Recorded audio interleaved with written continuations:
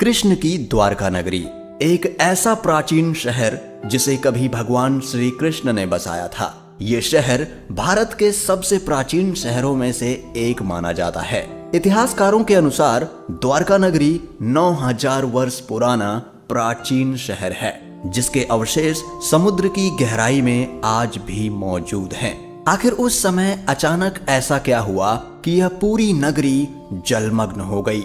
दोस्तों, वैज्ञानिकों की खोज और समुद्र की गहराइयों में मिले इसके अवशेषों से द्वारका नगरी के बसने से लेकर इसके डूबने तक के जो भी रहस्य और कारण हैं, उसकी पूरी जानकारी मैं आपको दूंगा।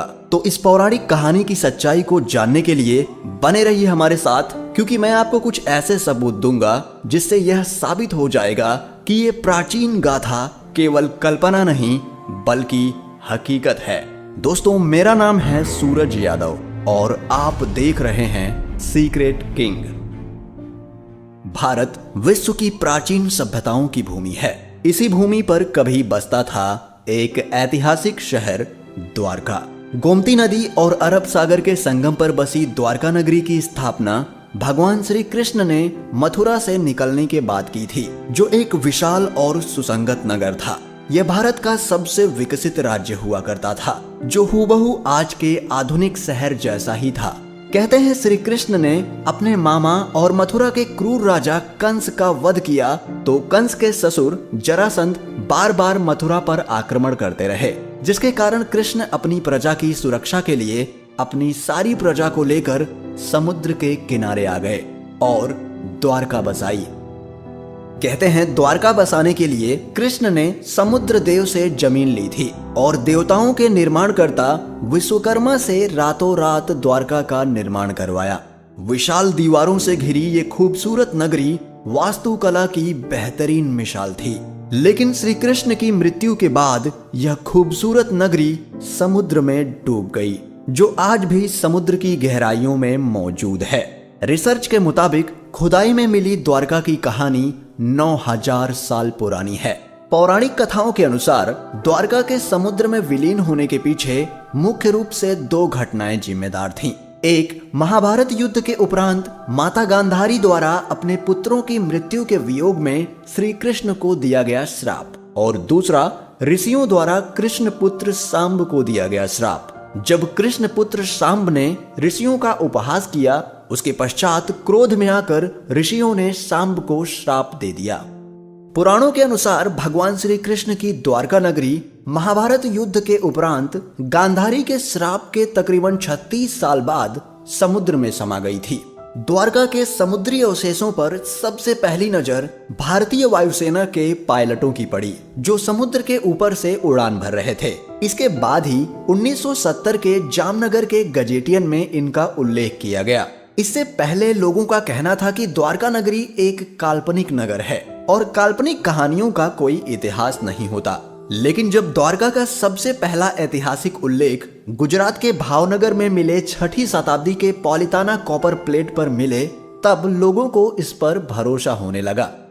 इसके पश्चात सन 1979 में आर्कियोलॉजिस्ट डॉक्टर SR राव और उनकी टीम तथ्य के प्रमाण ढूंढने लगे। What actually prompted me to undertake onshore and offshore excavation at Dwarka is the controversy that was raging about the date and historicity of Mahabharata.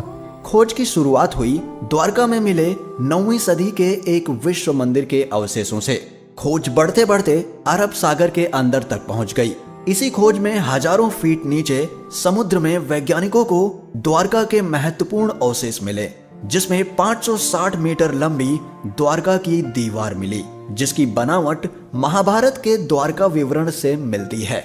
Dwarka के हिसाब से दीवारों में 50 बुर्ज थे। आर्कियोलॉजिस्ट को करीब 30 बुर्ज मिल चुके थे और साथ में उन्हें वहां पर उस समय के बर्तन भी मिले, जो लगभग 1528 से लेकर 3000 ईसा पूर्व के हैं, जो इस बात को प्रमाणित करते हैं कि द्वारका आज भी समुद्र में मौजूद है। कई द्वारों का शहर होने के कारण इस नगरी का नाम द्वारका पड़ा। इस शहर के चारों ओर बहुत ही लंबी लंबी दीवारें थी, जिसमें कई दरवाजे थे। वो दीवारें आज भी समुद्र के तल में स्थित हैं। द्वारका को भारत के सबसे प्राचीन नगरों में से एक माना जाता है। द्वारका को द्वारावती, कुशस्थली, आनर्तक, ओखामंडल, गोमती द्वारका, चक्रतीर्थ, वारीदुर्ग और अंतरद्वीप के नाम से भी जाना जाता है। गुजरात राज्य के पश्चिमी सिरे पर समुद्र के किनारे पर स्थित यह द्वारका 4 धामों में से एक धाम और 7 पवित्र पुरियों में से एक पुरी माना जाता है। द्वारका 2 हैं, जिसमें से एक गोमती नदी के किनारे बसा है, जिसे द्वारका धाम माना गया है, और दूसरा बेट द्वारका पुरी है, जहां समुद्र के मार्ग से होकर जाना पड़ता है। भारतीय समुद्र वैज्ञानिकों का कहना है कि देश के पश्चिमी तट पर मिले पुरातात्विक अवशेष 9000 साल से भी अधिक पुराने हो सकते हैं। 2005 में भारतीय पुरातत्व सर्वेक्षण द्वारा द्वारका नगरी की खोज फिर से आरंभ की गई। भगवान श्री कृष्ण की द्वारका नगरी से जुड़े दावों और अनुमानों के वैज्ञानिक कसौटी पर कसे जाने का समय अब एकदम नजदीक आ गया, क्योंकि सन 2007 में भारतीय पुरातत्व सर्वेक्षण के निर्देशन में भारतीय नौसेना के गोताखोर समुद्र में समाई द्वारका नगरी के अवशेषों के नमूनों को सफलतापूर्वक निकाल लाए थे।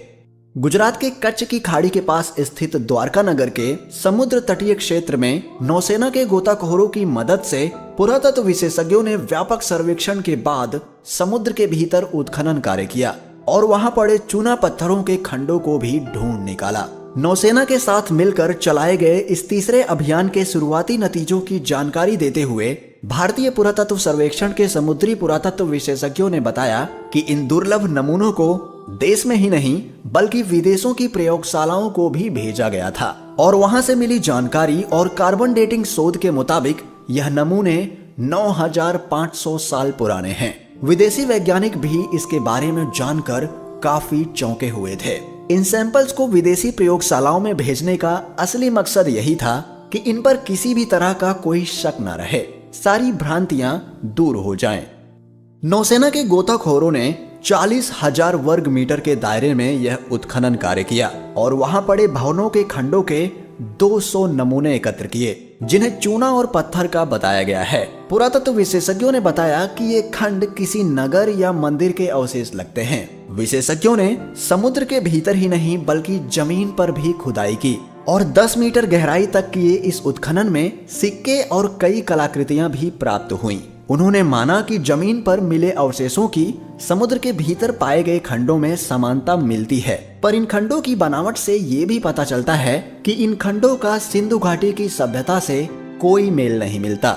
भारत के समुद्र तकनीकी विभाग के मंत्री रहे मुरली मनोहर जोशी ने पत्रकारों को बताया कि ध्वनि चित्रों से मानव निर्मित शिल्प का पता तो चला ही है, साथ ही एक प्राचीन नदी का भी पता लगाया गया है जो करीब 9 किलोमीटर लंबी है और इसके किनारे पर ही इस प्राचीन सभ्यता के अवशेष और शिल्प पाए गए हैं। और समुद्र तल से जो शिल्प निकाले गए उनका भी कार्बन डेटिंग शोध किया गया, जिससे यह पता चला कि वो भी करीब 9700 वर्ष पुराना है। यह शिल्प लकड़ियों का है और इसमें दरार पड़ने के चिन्ह हैं। मुरली मनोहर जोशी जी ने कहा कि उनके मंत्रालय ने इस खोज का अध्ययन करने के लिए एक दल बनाया है और ये भी पता लगाया जाएगा कि इस इलाके के दूसरे प्राचीन स्थानों से इसका क्या संबंध है। पुराणों और धर्म ग्रंथों में वर्णित प्राचीन द्वारका नगरी और उसके समुद्र में समा जाने से जुड़े रहस्यों का पता लगाने का काम पिछले कई वर्षों से रुका पड़ा था। भारतीय पुरातत्व सर्वेक्षण के निर्देशक AK सिन्हा ने कहा कि पानी में खोज के कार्य के लिए बड़े आधारभूत संरचना की जरूरत है। प्राचीन द्वारका नगरी की खोज जैसी बड़ी परियोजना के लिए समुद्र में प्लेटफॉर्म और काफी संख्या में प्रशिक्षित गोताखोरों की जरूरत होती है जो पानी में गहराई तक जा सके। आर्कियोलॉजिकल सर्वे ऑफ इंडिया के अधिकारी रहे डॉक्टर SR राव ने नेशनल इंस्टीट्यूट ऑफ ओशियनोग्राफी के समुद्री पुरातत्व शाखा में काम करते हुए द्वारका नगरी से जुड़े रहस्यों पर काफी खोज की। उनके नेतृत्व में किए गए प्रयासों से ही प्राचीन द्वारका नगरी का पता लगाया गया।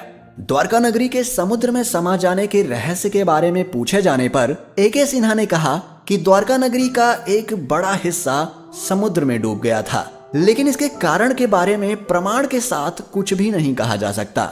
द्वारका नगरी के नष्ट होने के मत पर कई सवाल उठते हैं, जैसे कोई कहता है कि यह किसी प्राकृतिक घटना का काम हो सकता है, तो किसी का कहना है कि इसे एलियंस ने नष्ट कर दिया होगा, पर कुछ वैज्ञानिकों का कहना है कि 9000 साल पहले जब हिमयुग समाप्त हुआ तो समुद्र का जल स्तर इस कदर बढ़ा कि उसमें देश दुनिया के कई तटवर्ती शहर डूब गए और उन्हीं शहरों में से एक द्वारका भी था। हालांकि इस मामले पर आज भी शोध जारी है और अब तक जो भी सबूत मिले हैं उनसे यही सिद्ध होता है कि ये एक असली घटना है। और हमारे बीच एक और सबूत ये है कि महाभारत में जिन 35 शहरों के बारे में लिखा हुआ है वो आज भी हमारे बीच मौजूद हैं। पुरातत्व विभाग को इसके कई प्रमाण मिले हैं।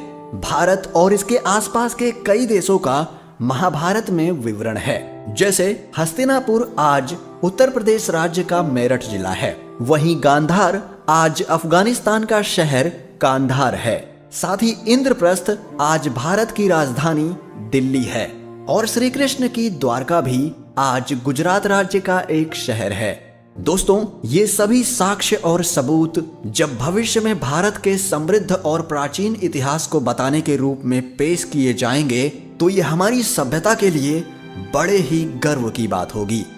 दोस्तों, आपका क्या कहना है इस विषय पर? हमें अपने विचार कमेंट करके बताएं और इस वीडियो को ज्यादा से ज्यादा लाइक और शेयर करें और चैनल को सब्सक्राइब जरूर करें ताकि हम फिर मिलें एक और वीडियो के साथ। तब तक के लिए आप अपना ख्याल रखें। जय श्री कृष्ण।